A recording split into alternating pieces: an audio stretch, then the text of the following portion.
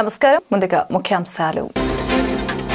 CM రాజీనామా చేస్తే parliamentary ప్రజాస్వామ్య వ్యవస్థలో శూన్యత ఏర్పడరాదు.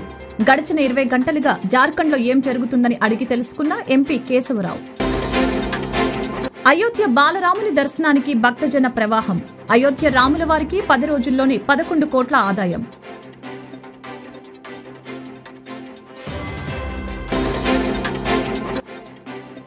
చంద్రబాబు ఎప్పుడు ధనికుల కోసమే పనిచేస్తారు, పేదల కోసం పనిచేస్తున్నది సీఎం జగన్. కేశినేని శ్రీనివాస్ వెల్లడి. హైదరాబాద్ లో 2 ఏపీ పోలీసులు డ్రగ్స్ అమ్ముతూ పట్టుబడిన ఘటనపై స్పందించిన టీడీపీ అధినేత చంద్రబాబు. భూకుంభకోణానికి సంబంధించి మనీ లాండరింగ్ కేసులో జార్ఖండ్ సీఎం హేమంత్ సోరెన్ ను ఈడీ అరెస్టు చేసిన విషయం తెలిసిందే. ఈ విషయాన్ని విపక్షాలు ఇవాళ రాజ్యసభలో లేవనెత్తాయి. సీఎం రాజీనామా చేస్తే పార్లమెంటరీ ప్రజాస్వామ్య వ్యవస్థలో శూన్యత ఏర్పడరాదు అని బీఆర్ఎస్ నేత డాక్టర్ కె కేశవరావు తెలిపారు. తదుపరి చర్యలు చేపట్టే వరకు ఆయన్నే సీఎంగా కొనసాగించాలన్న అభిప్రాయాన్ని ఆయన వ్యక్తం చేశారు. గడిచిన 20 గంటల నుంచి జార్ఖండ్లో ఏం జరుగుతుందోనని కేశవరావు ప్రశ్నించారు. రాజ్యాంగం ప్రకారం జార్ఖండ్లో ప్రభుత్వం ఉండాలని ఆయన పేర్కొన్నారు.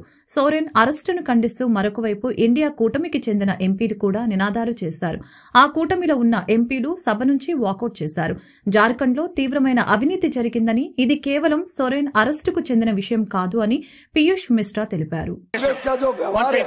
Congress leader of the house doctor Keshav sir my thing is I have also raised this issue in this morning. Once again, Dr. Keshav. This morning I raised this issue and the chairman was so kind that he had called me and said that he has with him the papers and documents which show that the chief minister was asked to continue till the next meeting.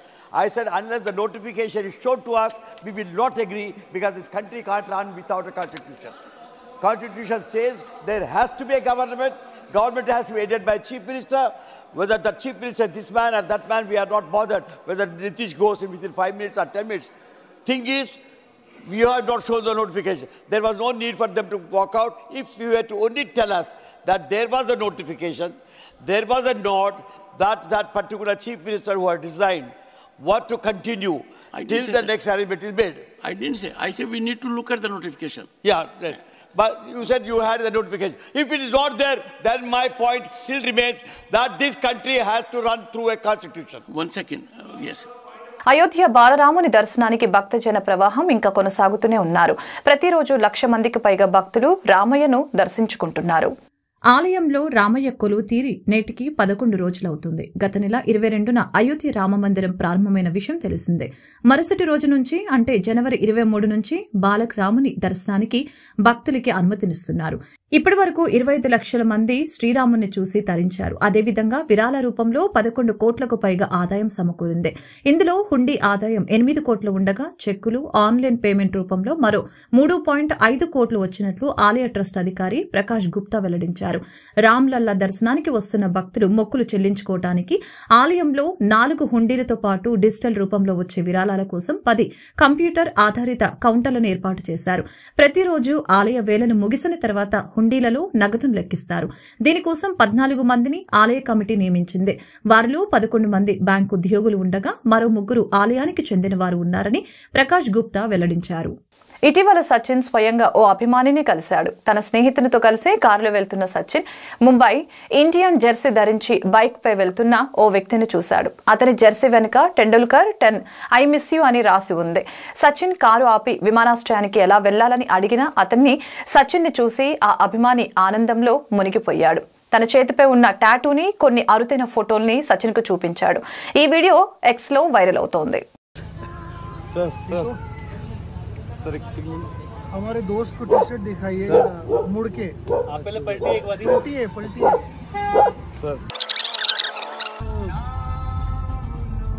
एक second रुकिएगा, मैं उसका रास्ता पूछना था आपको। Airport कैसे जाना है सर?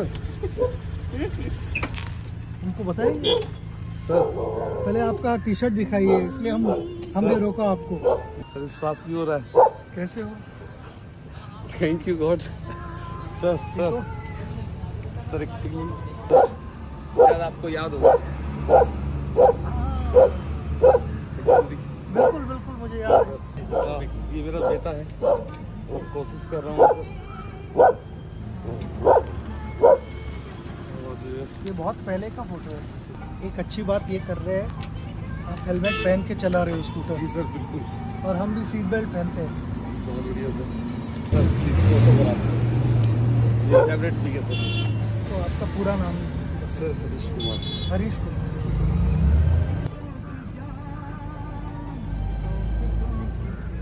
आज हमें अपने भगवान के दर्शन हो गए। आज का दिन मेरे लिए बहुत बहुत अच्छा रहा। Thank you. हमने देखा इसलिए हमने सोचा कि हम गाड़ी रोक के आपसे बात करते हैं। Thank you sir. हाँ, ख्याल रखिए। बिल्कुल sir. Thank you sir. Bye. Labbipeta రానున్న ఎన్నికల్లో చంద్రబాబు డబ్బున్న వాళ్లకు సీట్లు అమ్ముకుంటారు. ఎన్నికల తర్వాత ఆ డబ్బుతో మూటాముల్లె సర్దుకొని రాష్ట్రం నుంచి పారిపోతారు. విజయవాడ లోక్సభ సభ్యుడు వైఎస్ఆర్సీపీ ఇన్ఛార్జి కేశినేని శ్రీనివాస్ మాట్లాడుతూ సీఎం వైఎస్ జగన్తోనే రాష్ట్ర అభివృద్ది సాధ్యమని, ప్రజలు కూడా తమకు మంచి చేస్తున్న ఆయన పక్షానే ఉన్నారని తెలిపారు. వైఎస్ఆర్ ఆసరా వారోత్సవాలలో భాగంగా గురువారం విజయవాడ తూర్పు నియోజకవర్గంలో ఈ కార్యక్రమాన్ని నిర్వహించారు. 2009లో ఆయన సీట్ ఎగ్గొడతాం అనుకున్నాడు చంద్రబాబు నాయుడు. నేను వెళ్ళిపోతాడు 2009లో సీట్ ఇప్పించా. 2014లో ఎన్మంచి రవికిద్దామంటే కాదండి ఈయనకి ఇవ్వండి, ఆల్రెడీ 10 మీకోసం ఇన్నాళ్ళు కష్టపడ్డాడు, మీకు ఇండిపెండెంట్ నేను సీట్ ఇప్పించా. 2 సార్లు గెలిచాడు. ఇప్పుడు నేనుంటేనే గెలిచాడు. ఇప్పుడు నాకు మెజార్టీ వస్తుంది. నేను లేకపోతే జీరో, నేను లేకపోతే ఈయన జీరో. ఆయన ఎక్కడో గన్నవరం నుంచి వచ్చాడు, 2 సార్లు ఓడిపోయాడు. ఇక్కడ ఏదో మా నాని ఉన్నాడనో ఏదో అభిమానంతో వేశారు. ఈసారి నాని నా అవసరం లేదు, లేకపోతే గెలుస్తాడు జగన్మోహన్ రెడ్డి గారి యొక్క ఆశీస్సులతో. కానీ ఇప్పుడు మేమిద్దరం ఉన్నాం. 25,000తో ఖచ్చితంగా అవినాష్ గెలుస్తాడు, దాంట్లో ఎటువంటి డౌట్ లేదు. తన జీవితాన్ని నెహ్రూ గారి బాటలో మీకోసం అంకితం చేశాడు. అవినాష్ని మీరందరూ ఆశీర్వదించాలి, జగన్మోహన్ రెడ్డి గారిని ఆశీర్వదించాలి. మీరందరూ బాగుండాలంటే ఓన్లీ జగన్మోహన్ రెడ్డి గారు ఈ దేశంలో కరెక్ట్ అయిన వ్యక్తి, ముఖ్యమంత్రిగా ఆంధ్రప్రదేశ్ ఇంకెవ్వరూ కూడా చేయలేరు. ఆటోమేటిక్గా డెవలప్మెంట్ మీ అందరూ ఆనందంగా సంతోషంగా ఆరోగ్యకరంగా ఉంటే రాష్ట్ర అభివృద్ధి నెక్స్ట్ అదే వస్తుంది. ఏ రాష్ట్రం కూడా మన అభివృద్ధిలో నెక్స్ట్ 24 నుంచి 29 వరకు ఏ రాష్ట్రం కూడా మనం తట్టుకోలేదు. మీరు నమ్మండి నన్ను. ఒక బిజినెస్ మ్యాన్గా ఒక రకరకాలైనటువంటి బిజినెస్ సైకిల్స్ చూసినటువంటి వ్యక్తిగా, ఆర్థిక సైకిల్స్ చూసిన వ్యక్తిగా చెప్తున్నా. ఈ 4-5 ఏళ్ళు కరోనా వల్ల కొంచెం డబ్బులు ఇబ్బంది అయినా ఎక్కడి నుంచి అయినా తెచ్చి పథకాలు పూర్తి చేశాడు. నెక్స్ట్ మీ అందరూ సంతోషంగా ఆరోగ్యంగా హ్యాపీగా ఉంటే అభివృద్ధి అదే బ్రహ్మాండంగా చేస్తారైనా నాకు అటువంటి ఎటువంటి సందేహం లేదు.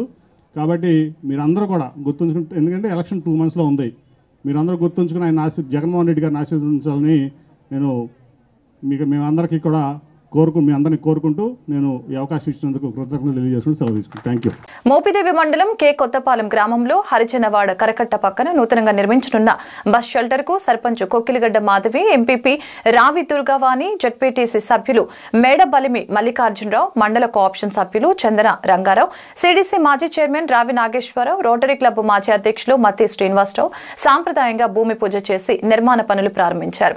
ఈ సందర్భంగా వారు మాట్లాడుతూ రాజ్యసభ సభ్యుడు కనకమేడల రవీంద్ర కుమార్ నిధుల నుంచి 5 లక్షలతో ప్రయాణికుల సౌకర్యార్థం బస్సు షెల్టర్ ను నిర్మించడం జరిగిందని తెలిపారు. ఈ రోజు గుంటూరు ఎస్పీగా పదవి బాధ్యతలు స్వీకరించిన తుషార్ డూడి విలేకరులతో మాట్లాడారు. మహిళా సంరక్షణ, ట్రాఫిక్ సమస్యలు, అర్బన్ ఏరియాలో మంచి వాతావరణం నెలకొల్పేలా కృషి చేస్తామని, రాబోయే ఎలక్షన్లో ఎలాంటి సమస్యలు తలెత్తకుండా చూసుకుంటామని, దానికి మీడియా మిత్రుల సహకారం కూడా కావాలని కోరారు. ఎస్పీగా బాధ్యతలు అప్పగించినందుకు ఏపీ సీఎం జగన్మోహన్ రెడ్డికి మరియు డీజీపీకి కృతజ్ఞతలు తెలిపారు. అందరికీ నమస్కారం. ఈరోజు నేను గుంటూరు ఎస్పీగా జాయిన్ చేస్తున్నాను. మొదటి ఆనరబుల్ సీఎం సార్కి, ఆనరబుల్ డీజీపీ సార్కి నాకు ఈ నా ఫస్ట్ డిస్ట్రిక్ట్గా గుంటూరు పోస్టింగ్ ఇవ్వడానికి నా సిన్సియర్ గ్రాటిట్యూడ్. ఇక్కడ కొత్తగా వచ్చిన ఎస్పీగా నా బాధ్యత ఎన్షూరింగ్ విమెన్ సేఫ్టీ, కొన్ని రోడ్ యాక్సిడెంట్స్ పరంగా, ట్రాఫిక్ పరంగా, ఒక అర్బన్ ఏరియాలో మంచి వాతావరణం ఇవ్వాలి. ఇప్పుడు ఎన్నికలు కూడా దగ్గర ఉన్నాయి. To ensure free and fair elections, ఆ మోటివ్తో ఈరోజు నుండి స్టార్ట్ చేస్తున్నా. గుంటూరు మీడియాకి కూడా నాకు నా తరఫు నుండి అది మీ కోఆపరేషన్తోనే ఒక చాలా సక్సెస్గా క్రియేట్ చేస్తాను. అది thank you. Republican party of India Ambedkar party Uttarandhra జిల్లాల కార్యకర్తల సమావేశం ఈ నెల 4న నగరంలో జరుగుతున్నట్లు పార్టీ జాతీయ ఉపాధ్యక్షులు బొడ్డు కళ్యాణరావు తెలిపారు. ఈ సందర్భంగా అంబేద్కర్ భవన్ లో ఏర్పాటు చేసిన మీడియా సమావేశంలో ప్రముఖ న్యాయవాది పివి గిరిధర్ తో కలిసి మాట్లాడుతూ సదస్సు వివరాలను వెల్లడించారు. వెనుకబడిన వర్గాల అభ్యున్నతికి దళిత బహుజన మైనార్టీలను ఒక రాజకీయ వేదికపై సమీకరించడానికి డాక్టర్ బిఆర్ అంబేద్కర్ నిర్మించిన party Republican party of India Ambedkar party అని తెలిపారు. దేశంలో అణగారిన వర్గాలకు చట్టసభలో సముచిత స్థానం కల్పించే దిశగా రాజ్యాంగ నిర్మాత డాక్టర్ అంబేద్కర్ స్థాపించిన పార్టీ అని అన్నారు.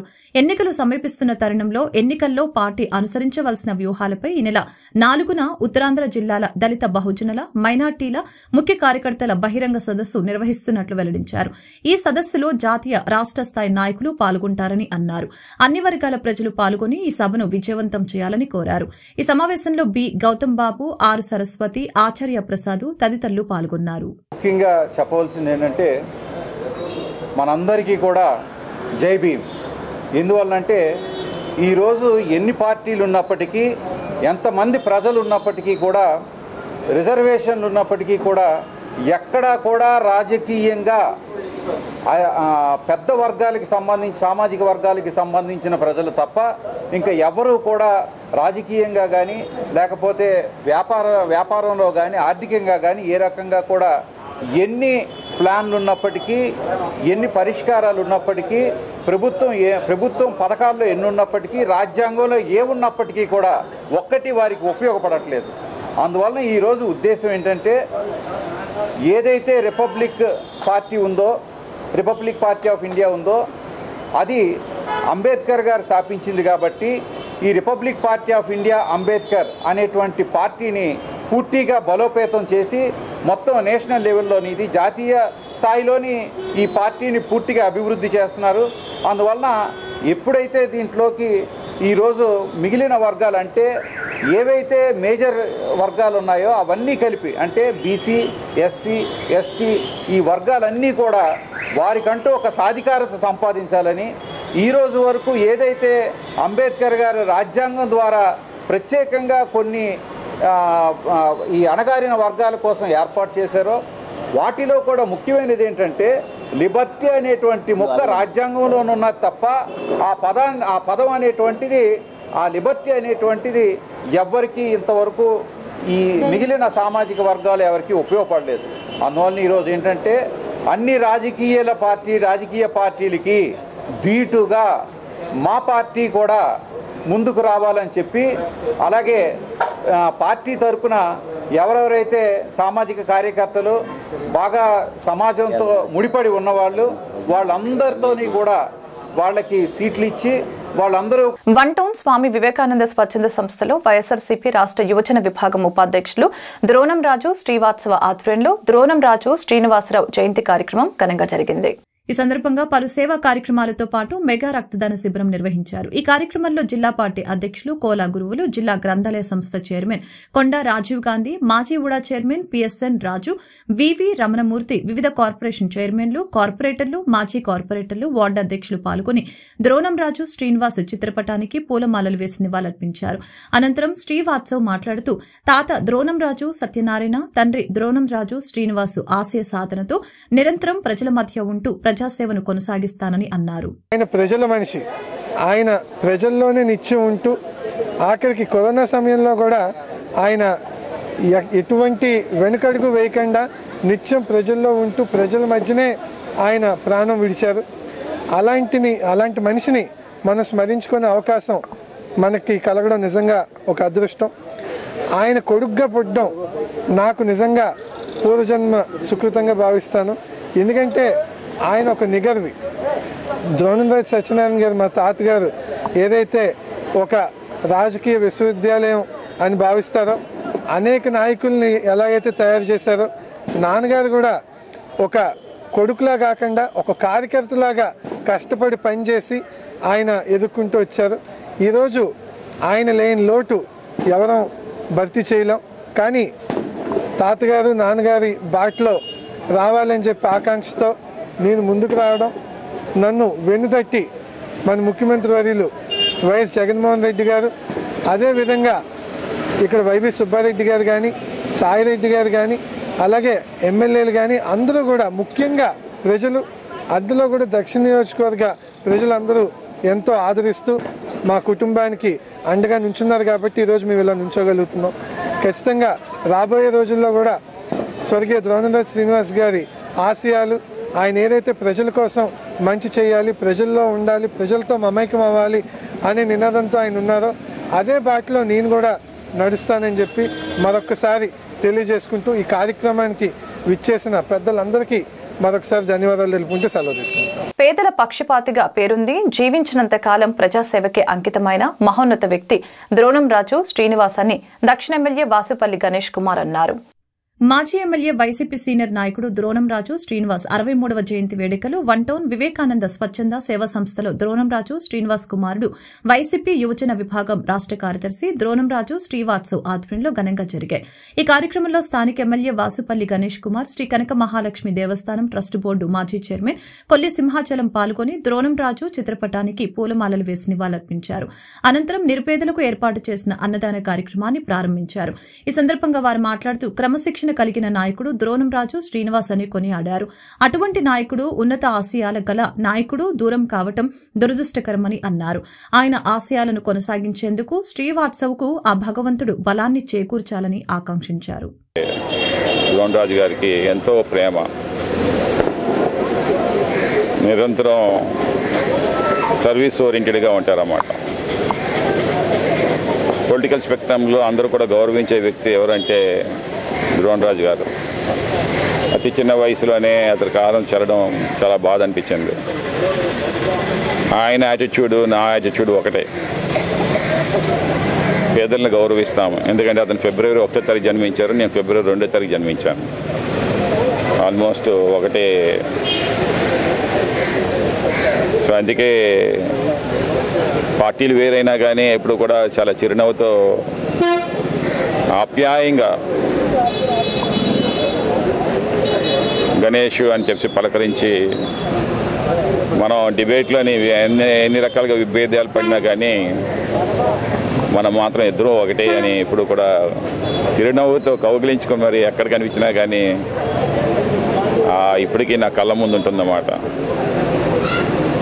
ఈ ప్రదేశంలో ఇద్దరం కలిగి తిరగడం ఇప్పటికీ మర్చిపోలేనమాట.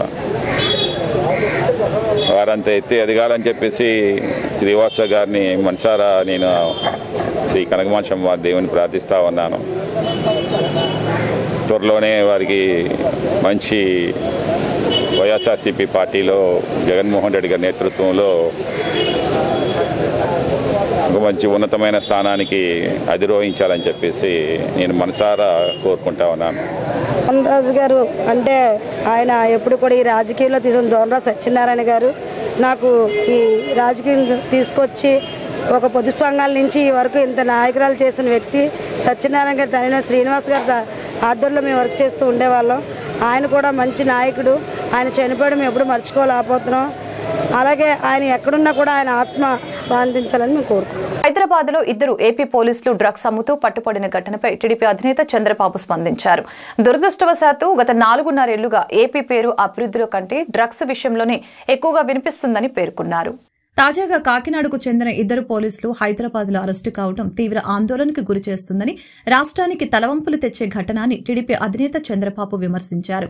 ఈ విచారకరమైన ఘటన వెలుగులోకి వచ్చిన నేపథ్యంలో వైసీపీ ప్రభుత్వం ఒక కీలకమైన ప్రశ్నకు సమాధానం చెప్పాలని డిమాండ్ చేశారు. దురదృష్టవశాత్తు గత 4.5 ఏళ్లలో ఏపీ పేరు అభివృద్ధిలో కంటే డ్రగ్స్ విషయంలోనే ఎక్కువగా వినిపిస్తుందని పేర్కొన్నారు. ఈ రాకెట్ వెనుక ఉన్న సూత్రధారి ఎవరు, ఎవరెవరు నేతలు ఇందులో ఉన్నారు అంటూ చంద్రబాబు ట్వీట్ చేశారు. ఈ అమృత స్థాయి స్టేషన్లో పునరుద్దీకరణకు గుంటూరు డివిజన్ 16వ స్టేషన్ నామినేట్ అయిందని, ఇందులో 7 స్టేషన్లకు 12 మీటర్ల వెడల్పుతో ఫుడ్ ప్లాజాల నిర్మాణం కూడా చేపడుతున్నట్లు తెలియజేశారు. 7 స్టేషన్లో అవసరాలకు అనుగుణంగా 4 లిఫ్ట్లు, 1 ఎస్కలేటర్ నిర్మాణం కూడా ఉంటుందని తెలియజేశారు. పునరుద్ధరణ నిర్మాణ పనులు జూన్ కల్లా పూర్తవుతాయని ఆశాభావం వ్యక్తం చేశారు. బడ్జెట్ హైలైట్స్ వివరించడం జరిగింది. సో ఇందులో లాస్ట్ 10 ఇయర్స్లో జరిగే డెవలప్మెంట్స్, దానికి కావాల్సిన ప్రాజెక్ట్ ఇన్వెస్ట్మెంట్స్ అన్నీ కూడా వివరాలు ఆయన తెలియజేశారు. ఇందులో ముఖ్యమైనది ఏంటంటే అమృత్ స్టేషన్స్ అనేది చాలా వివరంగా ఆయన తెలియజేయడం జరిగింది. ఆ పథకంలో మన గుంటూరు డివిజన్కి 16 స్టేషన్స్ నామినేట్ అయిన సంగతి మీకు అందరికీ తెలిసిన విషయమే. ఇదంతా దీనికి ఇన్వెస్ట్మెంట్ 225 crores ఉంటుంది. ఈ 16 స్టేషన్స్లో 7 స్టేషన్స్లో ఇది 12 meter వైడ్ FOB కట్టడం జరుగుతుంది. దీనిలో ఫుడ్ ప్లాజా అలాంటి కైండ్ ఆఫ్ సెంటర్స్ అనేది పెట్టడం జరుగుతుంది. అండ్ ఈ వర్క్స్ అన్ని కూడా చాలా వేగంగా జరుగుతున్నాయి అన్ని 16 స్టేషన్స్లో. కొన్ని మాస్టర్ ప్లాన్స్ కూడా ఫైనలైజ్ చేసుకున్నాము. ఎలివేషన్ కానివ్వండి, ఆర్ సర్క్యులేటింగ్ ఏరియా డెవలప్మెంట్ కానివ్వండి. అండ్ ఈ స్టేషన్స్లో అన్నిట్లో కూడా ఎస్కలేటర్స్, లిఫ్ట్స్, ముఖ్యంగా లిఫ్ట్స్ అనేది కూడా చాలా పెట్టడం జరుగుతుంది. సో గుంటూరుకి అయితే 12 meter వైడ్ FOB అనేది చాలా విశేషంగా వర్క్ జరుగుతుంది అనమాట. అది ల్యాండింగ్ అనేది గుంటూరు ఈస్ట్ సైడ్ నుంచి గుంటూరు వెస్ట్ వరకు ఉంటుంది. సో ఈ గుంటూరులోనే అట్లీస్ట్ 4 లిఫ్ట్స్ అనేది పెట్టడం జరుగుతుంది. ఒక ఎలివేటర్ కూడా పెట్టడం జరుగుతుంది. అండ్ సర్క్యులేటింగ్ ఏరియాలో ఈస్ట్ సైడ్ సర్క్యులేటింగ్ ఏరియాలో కూడా చాలా డెవలప్మెంట్స్ జరుగుతాయి. ఇనఫ్ పార్కింగ్ స్పేస్ ఫెసిలిటీ ఇవన్నీ కూడా కొంచెం నూతన విధంగా ఏర్పాటు చేయడం జరుగుతుంది. సో ఇదంతా కూడా వర్క్స్ ఒక 3-4 months అయితే కానీ మంచి షేప్లోకి రాదు. So we are also very eagerly and getting excited to see that these works are completed in time. So this will be ఈ 16 స్టేషన్స్ అనేది వర్క్స్ అన్నీ కూడా we are targeting to complete by June కల్లా అన్ని చోట్ల ఆపరేషన్లు చేసేటట్టుగా విల్ ప్లాన్. రాబోయే ఎన్నికల్లో దేవాంగులకు 3 అసెంబ్లీ సీట్లు, 1 పార్లమెంటు సీటును అన్ని రాజకీయ పార్టీలు కేటాయించాలని ఆంధ్రప్రదేశ్ రాష్ట్ర దేవాంగ సంక్షేమ సంఘం రాష్ట్ర అధ్యక్ష ప్రధాన కార్యదర్శులు దేవాంగ కర్ణ నాగరాజు, పుష్పాల రామకృష్ణులు సంయుక్తంగా డిమాండ్ చేశారు. మంగళగిరి నగరంలోని IBN భవన్ ప్రెస్ క్లబ్ నందు శుక్రవారం జరిగిన మీడియా సమావేశానికి ఆ సంఘ గుంటూరు జిల్లా నాయకులు బల్లా వెంకటరమణ అధ్యక్షత వహించారు. అనంతరం రాష్ట్ర దేవాంగ సంక్షేమ సంఘం నాయకులు మాట్లాడుతూ రాష్ట్ర వ్యాప్తంగా అన్ని నియోజకవర్గాల్లో మా దేవాంగ ఓట్లు 10,000 నుంచి 15,000 వరకు ఉన్నాయని, మా ఓట్లతో గెలుపు ఓటములు నిర్వహించబడతాయని తెలిపారు. రాష్ట్ర వ్యాప్తంగా మా దేవాంగులకు 20 లక్షల ఓట్లు పైనే ఉన్నాయని తెలిపారు. అన్ని రాజకీయ పార్టీలు మమ్మల్ని ఓటు బ్యాంకుగానే చూస్తున్నారే తప్ప తగిన ప్రాధాన్యత ఇవ్వటం లేదని ఆందోళన వ్యక్తం చేశారు. వచ్చే ఎన్నికల్లో మాకు ఏ పార్టీ అయితే మాకు సీట్లు కేటాయిస్తారో వారి వెంట నడిచి అభ్యర్థి గెలుపుకి కృషి చేస్తామని అన్నారు. గతంలో మాకు 4 సీట్లు దేవాంగులకున్నాయి. ప్రధానంగా చీరాల నియోజకవర్గంలో మాకు 35,000 నుంచి 40,000 వరకు ఓట్లు ఉన్నాయని, మాకు తప్పనిసరిగా ప్రధాన రాజకీయ పార్టీలు కేటాయించాలని అన్నారు. అదేవిధంగా Rajahmundry rural, Puttaparthi assembly, Hindupur MP సీట్లను కేటాయించాలని ఆ సంఘం డిమాండ్ చేసింది. గతంలో కేటాయించిన ఈ 4 స్థానాల్లో మా దేవాంగుల అభ్యర్థులకు సీట్లు ఇవ్వాలని కోరారు.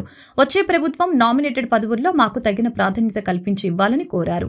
ఈ సమావేశంలో నాయకులు బీరక ప్రసాద్, వేమన దుర్గారావు, కాళీపు సత్యనారాయణ, కుర్మా రాహుల్, ఏరాసు అరుణపాపు, అల్లక నమశివాయ, ఆనం ఆనందు, ఎర్ర నాగమల్లేశ్వరి తదితరులు పాల్గొన్నారు.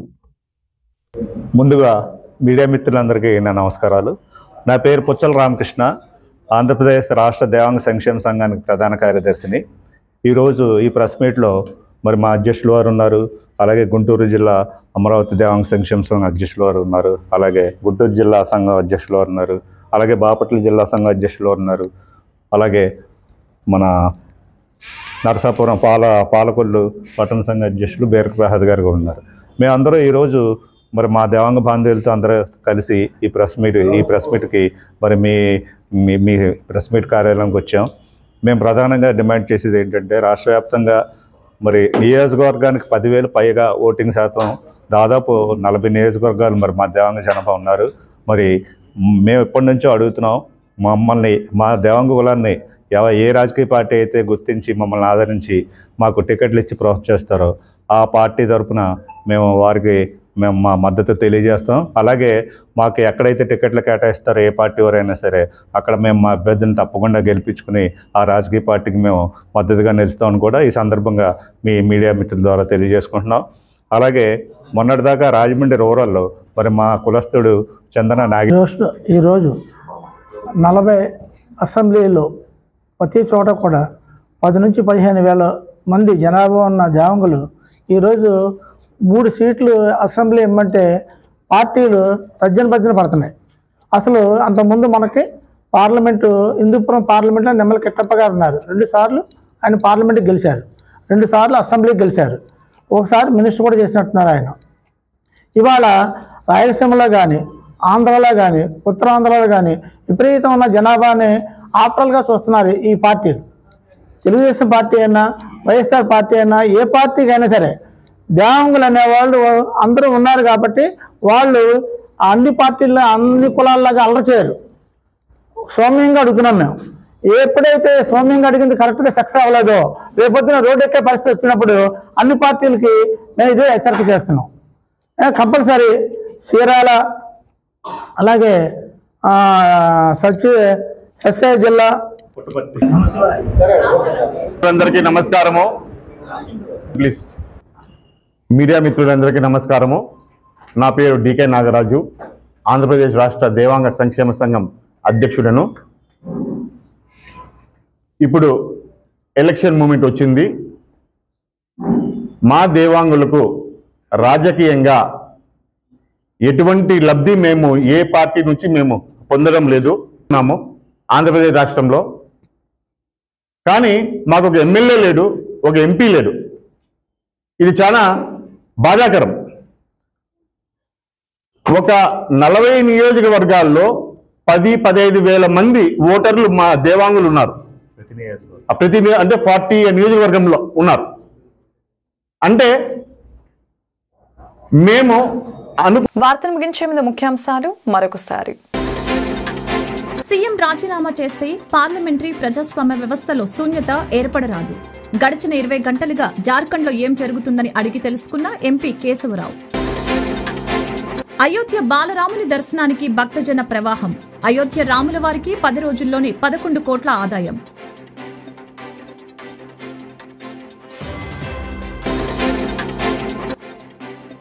చంద్రబాబు ఎప్పుడు ధనికుల కోసమే పనిచేస్తారు, పేదల కోసం పనిచేస్తున్నది సీఎం జగన్. కేశినేని శ్రీనివాస్ వెల్లడి. హైదరాబాద్ లో 2 ఏపీ పోలీసులు డ్రగ్స్ అమ్ముతూ పట్టుపడిన ఘటనపై స్పందించిన టీడీపీ అధినేత చంద్రబాబు. ఈ వార్తలు ఇంతటితో సమాప్తం. మరొక బులెటిన్లో మళ్ళీ కలుద్దాం. నమస్కారం. నిజ నిర్ధారణకు అంతిమ నిర్ణయం DNA టెస్ట్. ఉన్నది ఉన్నట్లుగా వాస్తవాలను శోధించి వివరించే మన DNA టీవీ, మన రాష్ట్రం, మన ఛానల్.